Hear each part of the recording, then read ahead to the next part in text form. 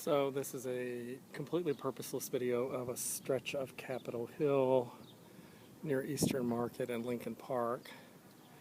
And the only purpose of it is just that Capitol Hill is really pretty today. It's cherry blossom season. That also means that I believe this is a dogwood. Dogwoods and other flowering trees are blooming and the sun's perfect. And a lot of the salt's off the street and kind of winter grime on all these Capitol Hill mansions. They're mansions now.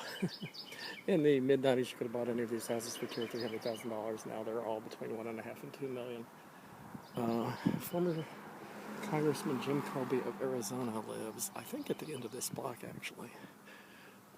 This is East Capitol Street, which is one of the nicest streets on Capitol Hill. It divides Southeast Capitol Hill, which is zip code 20003 over there, from Northeast Capitol Hill, which is zip code 20002 over here.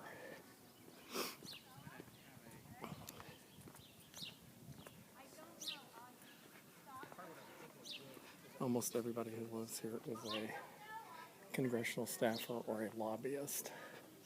Usually the better paid ones if they own something. Very occasionally somebody else who moves to DC, who is a doctor or something, just wants to live on Capitol Hill and buy something here. An insurance broker. But frequently they even live farther out from the central part of it than this because they couldn't afford to live here. Eleanor Holmes Norton lives near here, about 4 blocks farther out. No, about 2 blocks farther out, actually. But 3 blocks from here. I just noticed this house on the end this week has a rather large presence. It's not shaped like most houses in the area. A lot of churches. There's one up ahead. A lot of the churches, especially if they're African American churches, are no longer, their congregations are no longer composed of people who live in the immediate area. And so what you see is, now this is a New Jersey license plate, but it's probably somebody who works on Capitol Hill. What you see a lot of are on Sundays. This is a Sunday afternoon. Church is already out. It's already like 2 or 3 o'clock. What you see a lot of are cars from Maryland, SUVs that come in and park. They even change the parking patterns sometimes in some streets. There's a lot of animal statuary too. Anyway, you see a lot of people come in and park who still go to the church that they went to when they grew up or that their parents went to, but it's actually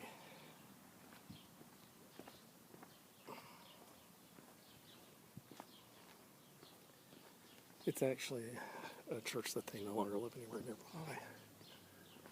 It's true of quite a few churches in DC. I have to look up this little white tree with the willow-like branches. I don't know what it is, unless it's a flowering willow. This probably used to be a store. You can tell from the windows. There are a lot of things that switched from being stores back to being residences on the corners of a lot of blocks in DC, especially Capitol Hill, just after 2000, because residential real estate prices went so very sky high that what had been a little clip joint mini market, as the neighbors would have described it, on the outskirts of a neighborhood that wasn't a particularly nice neighborhood, and became a very fashionable block. And it was worth, probably when they converted, they were all worth about $500,000. Now they might be worth around $1 million. But they just became too expensive as residential real estate, or worth too much. So the pressure to convert them back from little stores to, or dry cleaners. Here's one in the corner that's still a dry cleaner. The economic pressure to convert them back to residential use was so strong that that's what happened.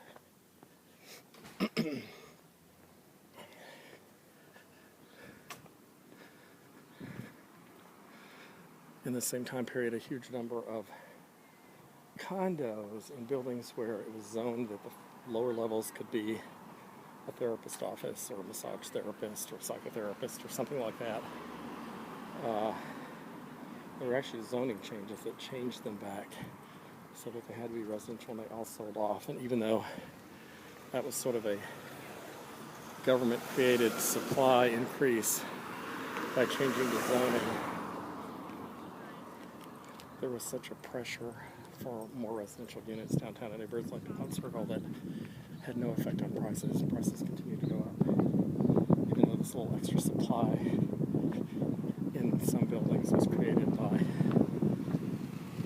making it impossible to any longer treat condos as offices for psychotherapists and such. So it's something the market might have actually done, even without any kind of zoning or change in zoning. Now we're in Northeast Capitol Hill. There was just a primary here. All these signs are still up for the primary.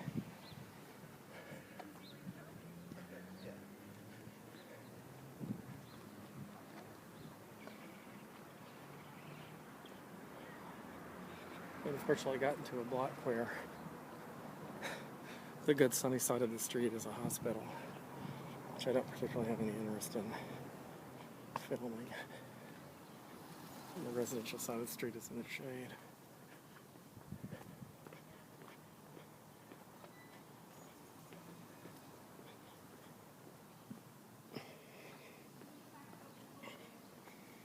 Here's a popular DC pastime, trying to tell someone how to park. There's no parking available. And if you're coming from out of town with a truck or a Jaguar or an SUV or whatever, you won't find a spot big enough.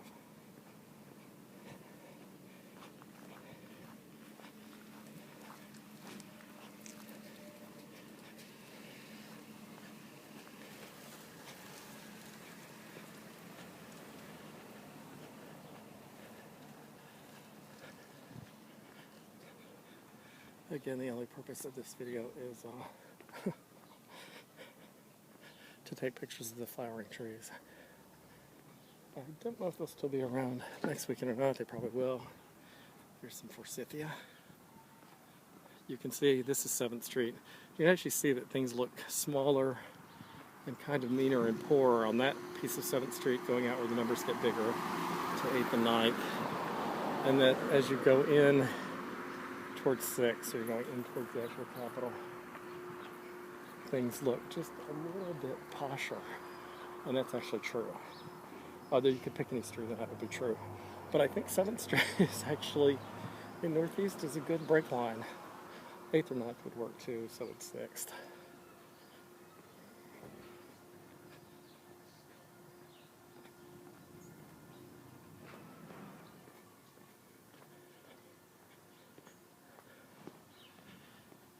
There's a teeny condo or apartment building that I actually have never been in, or if I have it so long ago, I don't remember.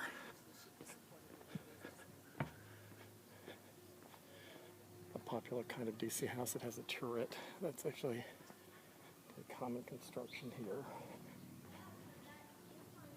Some of the houses in this area, occasionally you find one that actually dates back to 1760 or 1790. Most of these are like 1890 to 1920. This is a public library. DC now has a slightly positive budget surplus. It has a budget of around $12 billion. It has a surplus of around 300-something million. It's just renovated all of its libraries.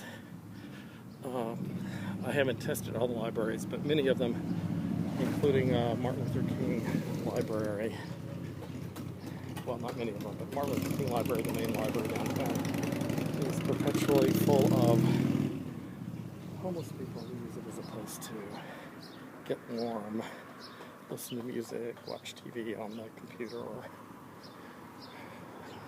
do everything on the computer and online. To some degree, to the disturbance of each other and of everyone else there. The computer room is, I would say, at all times, well over 3/4 people who are clearly down on their luck and might actually just be simply homeless. and who frequently tend to do things like sing along out loud. Not most of them, but a sizable minority who can be heard across the room at almost all times, sing out loud as they listen to music. Sometimes get in fights with each other about this person touched me, etc. Security frequently comes. Anyway, this is a cute little coffee house, Jacob's Coffee House. I don't know if Jacob is the current owner who is Korean or a Korean couple, or if it's a previous owner. I also don't know who lives upstairs. I've never seen them come down. Anyway.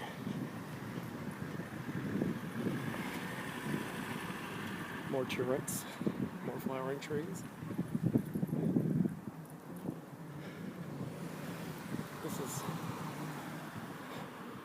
We haven't been on his street, but this is the Grover Norquist neighborhood of Capitol Hill. It's not too far from here, and that's Maryland Avenue.